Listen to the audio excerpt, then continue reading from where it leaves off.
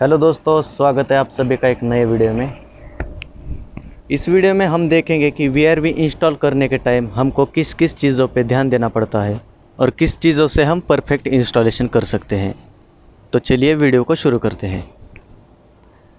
सबसे पहले हमें मशीन के नीचे कुछ इस तरह से रबर पैड रखने होंगे। ये जो रबर पैड है वो मशीन और फ्लोर के बीच के वाइब्रेशन को ख़त्म कर देते हैं। खत्म, bye bye, tata, good bye, गया। मतलब इसका जब भी कंप्रेसर वो चलेगा तो थोड़ा सा वाइब्रेशन क्रिएट होगा। ये वाइब्रेशन नीचे फ्लोर तक नहीं जाएगा और इसका कुछ भी साउंड नहीं आएगा। तो इसके लिए ये रबर पैड यूज़ करना बहुत ज़रूरी है। अगर आपने VRV यूनिट को कुछ इस तरह से हाइट पे इंस्टॉल किया है तो आपको उसे हैंग करना होगा। जैसे कि आप यहाँ पे देख सकते हो, हमने इसे कुछ इस तरह से हैंग किया है ताकि ये कभी भी नीचे ना गिरे। और हमने इसे चारों कोने में हैंग किया है, आप यहाँ पे देख सकते हो। और इसके लिए हमने 10 mm का थ्रेडिंग रॉड और 10 mm के नट वॉशर यूज़ किए हैं। उसके बाद बात करते हैं सेफ्टी की। तो इसके बाद बहुत ज़रूरी पॉइंट के ऊपर हम बात करने वाले हैं, जो है वो ग्लैंड। जब भी आप कोई भी आर्मर्ड केबल या इलेक्ट्रिक केबल को मशीन के अंदर खींच लेते हैं तभी आपको ये ग्लैंड लगाना बहुत ज़रूरी है। अगर आप ग्लैंड नहीं लगाएंगे तो वायर फ्यूचर में कट हो सकती है और शॉर्ट सर्किट हो सकता है। और इस वायर को आप नीचे की तरफ से मत लेके जाइए। अगर आप इसे नीचे से लेके जाएंगे तो बारिश का पानी और जब भी आप आउटडोर को क्लीन करेंगे उसका पानी उसके अंदर जाने के बहुत चांसेस है। अगर आपने ले ही लिया है, वहाँ पे कोई भी ऑप्शन नहीं है, तो आप वो जो होल है उसको आप किसी भी फॉर्म से बंद कर सकते हो ताकि कोई भी पानी अंदर ना जाए और वायर ख़राब ना हो जाए।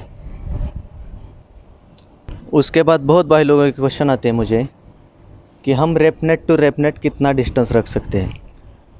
तो हम रेपनेट टू रेपनेट के अंदर 1 मीटर मिनिमम डिस्टेंस रखते हैं और रेपनेट टू फर्स्ट एल्बो मिनिमम आधे मीटर का डिस्टेंस हम मेंटेन करते हैं। ये जो आउटडोर पाइपिंग किट है, यहाँ पे कोई भी एल्बो नहीं है। ये पाइप कुछ इस तरह से है अंदर, वहाँ पे एल जॉइंट नहीं है, इसलिए हमने वो एकदम क्लोज लगा दिया है। अगर उसके अंदर एल्बो यूज़ नहीं हुआ है तो हमें 500 सेंटी दूर लेके जाने की ज़रूरत नहीं है। उसके बाद हर 1.5 मीटर पे हमें एक सपोर्ट मारना चाहिए कॉपर पाइप को, ताकि कॉपर पाइप बेंड ना हो जाए। हालांकि हमने यहाँ पे 1-1 मीटर पे एक सपोर्ट मारा है और सभी पाइप को अच्छी तरह से हमने हैंग किया है। इलेक्ट्रिक और कम्युनिकेशन के लिए हमने जो फ्लेक्सिबल यूज़ किया है ये गल्वनाइज का है, ये कोई भी प्लास्टिक का फ्लेक्सिबल नहीं है। अगर हम छत की तरफ प्लास्टिक का फ्लेक्सिबल यूज़ करेंगे तो जब भी धूप निकलेगी तो वो ख़राब हो जाता है और एकदम ड्राई होके टूट जाता है, इसलिए हम GI फ्लेक्सिबल को यूज़ करते हैं। उसके बाद जब भी हम VRV को इंस्टॉल करते हैं तो आउटडोर के अंदर पाइप कनेक्ट करने के पहले हम कॉपर पाइपिंग को कुछ इस तरह से लगा के उसे टेस्ट करते हैं और अगर ये प्रेशर सही है तो हम आउटडोर को कनेक्ट करते हैं। बाद में आउटडोर के साथ उसे प्रेशर देते हैं। जब भी हम कोई नया VRV और VRF सिस्टम को इंस्टॉल करते हैं उसके बाद हमें सबका ब्रेकर अलग अलग देना चाहिए, क्योंकि फ्यूचर में कभी भी किसी को प्रॉब्लम आए तो एक साथ तीनों बंद करने की ज़रूरत ना पड़े। तो यहाँ पे हमारे ये 3 मशीन का एक सिस्टम है, इसमें हमने तीनों को अलग अलग ब्रेकर दिया है जो इसके अंदर है। अगर फ्यूचर में हमें कोई भी आउटडोर में प्रॉब्लम आएगा तो हम सिंगल उसका ब्रेकर बंद करके उस पर काम कर सकते हैं।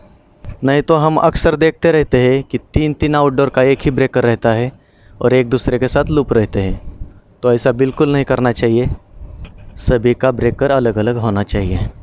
उसके बाद बात करते हैं नाइट्रोजन प्रेशर की। अगर आपने किसी भी सिस्टम को नाइट्रोजन चार्ज किया है तो आपको उस टाइम देखना चाहिए कि कौन से टेम्परेचर में आपने नाइट्रोजन को चार्ज किया है। अगर वातावरण का टेम्परेचर 40 डिग्री है और उस टाइम आपने नाइट्रोजन को चार्ज किया है मशीन के अंदर और आप सुबह जाके 20 डिग्री टेम्परेचर में अगर नाइट्रोजन प्रेशर चेक करोगे तो आपको उसमें फ़र्क मिलेगा। तो आपको 40 डिग्री टेम्परेचर होने तक रुकना पड़ेगा, मतलब दोपहर कुछ होने तक रुकना पड़ेगा। उसके बाद आप प्रेशर को चेक कर सकते हैं, तभी आपको परफेक्ट मिलेगा। नहीं तो आपको हर बार प्रेशर कुछ गलत ही दिखाएगा और आप लीक नहीं ढूंढ पाओगे। उसके बाद बात करते हैं इंसुलेशन की। VRV के अंदर हम हाफ थिकनेस का इंसुलेशन यूज़ करते हैं जो मोटा होता है और उसके ऊपर स्वेटिंग नहीं आता है।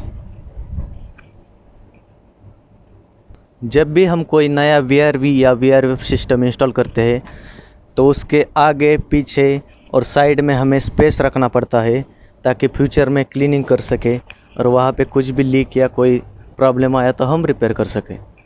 तो आप देख सकते हैं यहाँ पे हमने इतना स्पेस पीछे की तरफ रखा है और दोनों मशीन के अंदर तकरीबन हमने 45 सेंटी का स्पेस रखा है।